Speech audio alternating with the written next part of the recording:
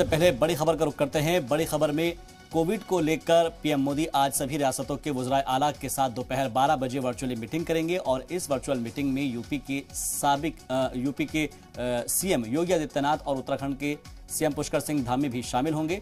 Meeting में PM Modi समेत सभी रियासतों से कोविड को लेकर तैयारियां की गई है, उसके इंतजामात का जायजा लिया जाएगा और पता किया जाएगा कि आपके यहाँ पर कोविड के जो इंतजामात है वो कैसे किए जा रहे हैं, खासतौर पर वैक्सीनेशन कितना हो चुका है, कहाँ पर कितनी डोज लगाई जा चुकी है।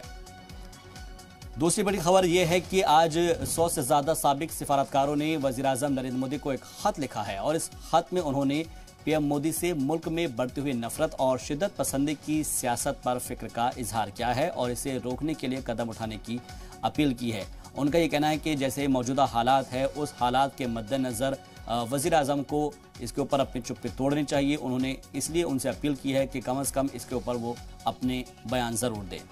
तीसरी बड़ी खबर यह है कि इलाकाई हरीफ ईरान और सऊदी अरब के दरमियान 5वें मरहले की बात काफ़ी मुस्बत रही है। ईरानी वज़ारत ख़ारजा के तर्जुमान सईद खिताबज़ादा ने कहा है कि गुज़िश्ता हफ्ते इराक की राजधानी बगदाद में दोनों ही ममालिक के नुमाइंदों के दरमियान बातचीत बेहद खुशगवार माहौल में अख्ताम पजीर हुई है।